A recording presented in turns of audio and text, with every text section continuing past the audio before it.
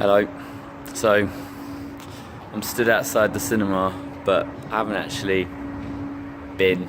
But I thought, if you're going to do a video like this, you may as well do a video. So, what I wanted to talk about to you is why I haven't been to see the film of the week, which is 50 Shades Freed.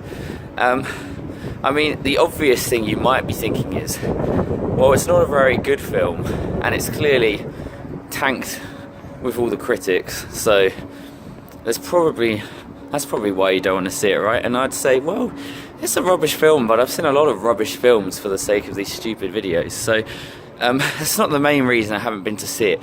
The main reason is, quite honestly, I just think, like, the notion of paying money to see something which is essentially all about exploitation and abuse just isn't really a good idea. So I think the thing is with the 50 Shades stories is, like, I think essentially it's ironic that all of these films have come out on Valentine's Day or thereabouts, because obviously Valentine's Day is kind of a celebration of love and of couples.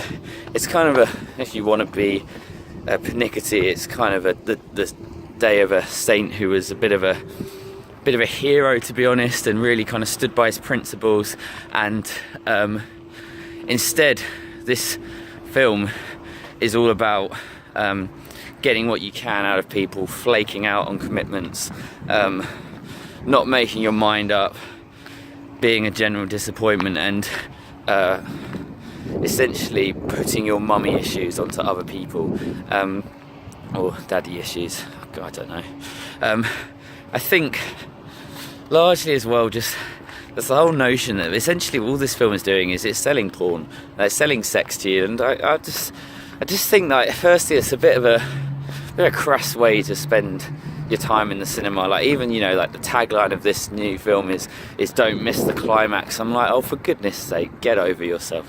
But more important, I think there's a real message here about the fact that we do have a culture in the UK and in much of the Western world where exploitation and abuse is kind of allowed, and a lot of women are mistreated and men sexually, or are harassed. Obviously we've had in the cinema or in the film business recently so much about sexual predators who've been going for years without getting caught, and all sorts of just horrendous things and horrendous abuse and horrendous harassment that's been going on. And all this film does is it makes two heroes who essentially allow this cycle of abuse and horrendous kind of stuff to just carry on, makes it into piffy entertainment that people only want to go and see so they can see some bondage sex scenes. And quite honestly, I think the whole thing is a bit gross and a bit horrible. So I'm not going to be spending any money on that, and without wanting to be too preachy, I'd suggest you did the same and go see something actually good.